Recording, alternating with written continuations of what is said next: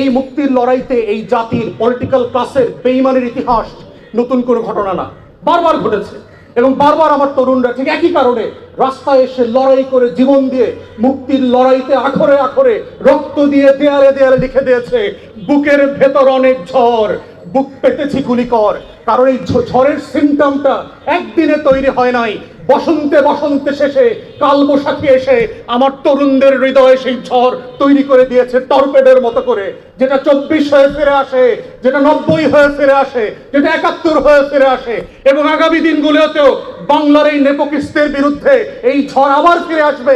খোদার কসম লিখে রাখেন, ইতিহাস তার নিজস্ব গ্রামার ফলো করে আবার ফিরে আসবে আপনাদের বিরুদ্ধে। এবং আপনাদেরকে ওয়ার্ন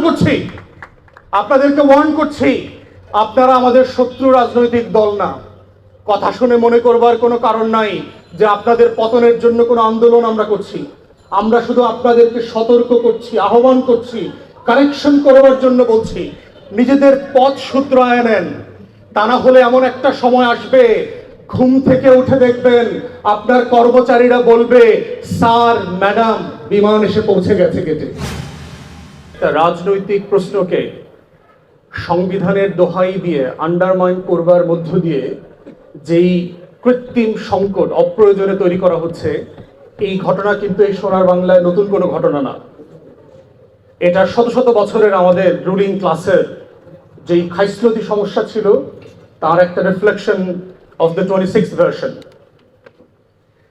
তো সেইখানে আমরা হিস্টোরিক্যালি দেখেন যে জুলাই সনদের মতো একটা স্বাধীনতার ঘোষণাপত্র কিন্তু আমাদের মুক্তির লড়াইতে ছিল 71 সালে 17 এপ্রিল, যেটা আমাদের অস্থায়ী সরকার ঘোষণা করেছিল। and there was a brilliantly drafted declaration of independence.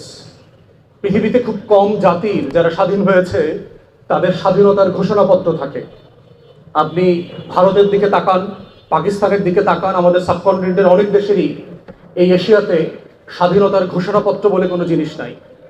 French রেভলিউশনের ছিল, আমেরিকান ইন্ডিপেন্ডেন্সের ছিল, ডিক্লারেশন অফ ইন্ডিপেন্ডেন্স ছিল। It's a really declared instrument of political will of the people of the time. তো সেই ঘোষণাপত্রের সাথে কি আমাদের তখনকার কর্তা ব্যক্তিরা বেইমানি করেছিল? বলা ছিল যে এই ঘোষণাপত্রে 3টা অংশ ছিল। প্রথম অংশে বলা ছিল অজুহাতনামা, যদি বলি আর কি, যে কেন এই সংসারটা ভেঙে দিচ্ছি। এবং মাথায় রাখিয়েন, be mindful that the Pakistan state was created by the Bengalis of this region, not by the West Pakistanis of the time. 46 এর ইলেকশনে মুসলিম লীগ কোথাও ক্ষমতা তৈরি করতে পারে নাই, সরকার তৈরি করতে পারে না, এক্সেপ্ট ইন বেঙ্গল। সেই জায়গা থেকে যারা পাকিস্তান রাষ্ট্র বানিয়েছে এবং লাহোর রেজলিউশন থেকে শুরু করেন, মুসলিম লীগের প্রতিষ্ঠাতা এই সব জায়গাতে আপনার মুসলিম লীগের কনফারেন্স হয়েছে গত শতাব্দীর শুরুতে। অতএব পাকিস্তান রাষ্ট্র যারা বানিয়েছিল আমাদের পূর্বপুরুষরা, সেই মানুষগুলো বলছে যে যেহেতু এই রাষ্ট্র আমার সাথে তার কৃত ওয়াদা ভঙ্গ করেছে, যেহেতু এই রাষ্ট্র তার আমার সাথে যে করা ন্যায্যতার ওয়াদা ছিল সেগুলো দিতে ব্যর্থ হয়েছে, আপনারা পরে দেখবেন এই যেহেতু যেহেতু যেহেতু অ্যান্ড দেয়ারফোর আমি নতুন করে একটা free Democratic independent sovereign Republic করবার জন্য প্রস্তাব করছি।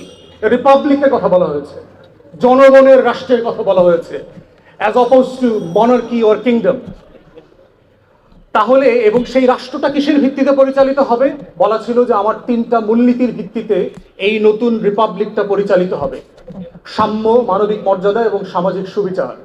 ফ্রেঞ্চ রেভলিউশনের ডিক্লারেশন যদি পড়েন, রাইটস অফ ম্যান, সেখানে দেখবেন যে এক্স্যাক্টলি সেই ভ্যালু সিস্টেমগুলো যেগুলো বলশেভিক রেভলিউশনে বলা হয়েছিল যে এই ভিত্তিতে আমার এই রাষ্ট্রটা হবে।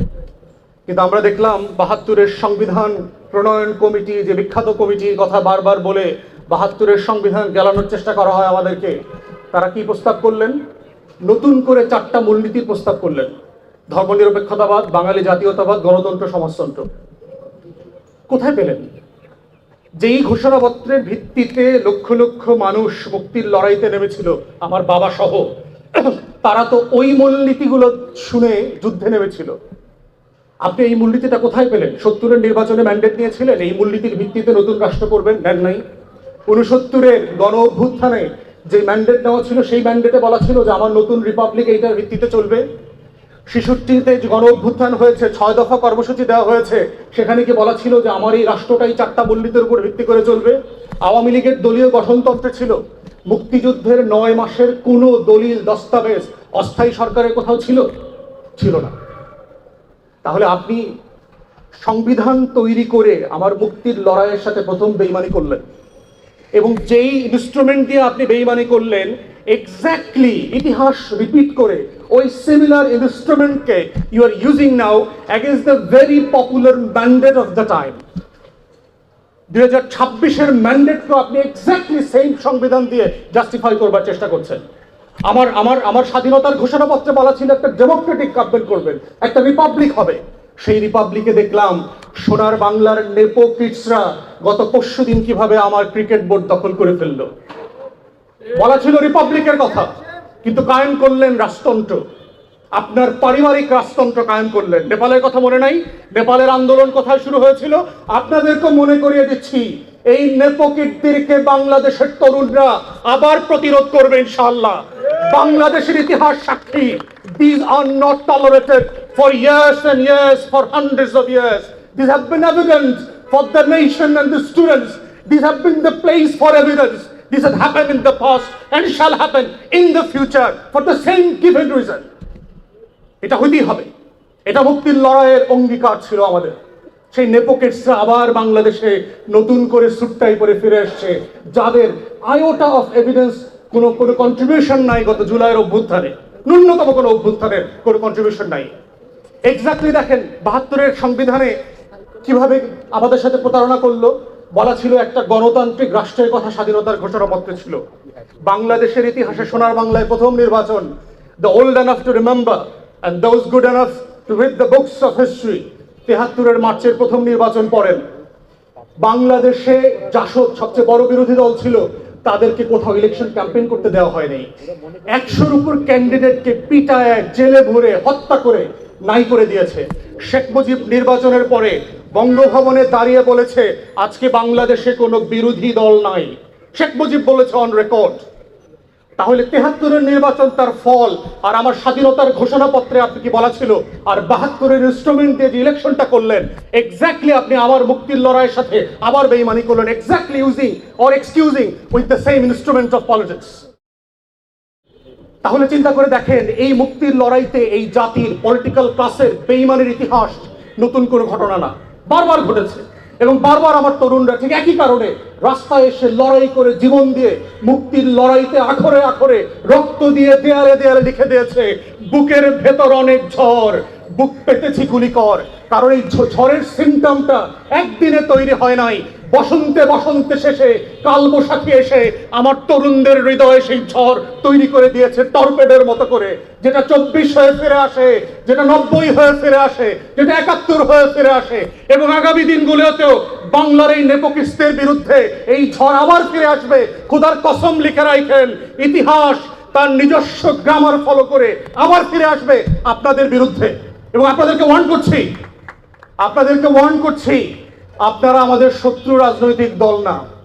কথা শুনে মনে করবার কোনো কারণ নাই যে আপনাদের পতনের জন্য কোনো আন্দোলন আমরা করছি। আমরা শুধু আপনাদেরকে সতর্ক করছি, আহ্বান করছি, কারেকশন করবার জন্য বলছি, নিজেদের পথ শুধরায় নেন। তা না হলে এমন একটা সময় আসবে, ঘুম থেকে উঠে দেখবেন আপনার কর্মচারীরা বলবে, স্যার ম্যাডাম বিমান এসে পৌঁছে গেছে গেটে।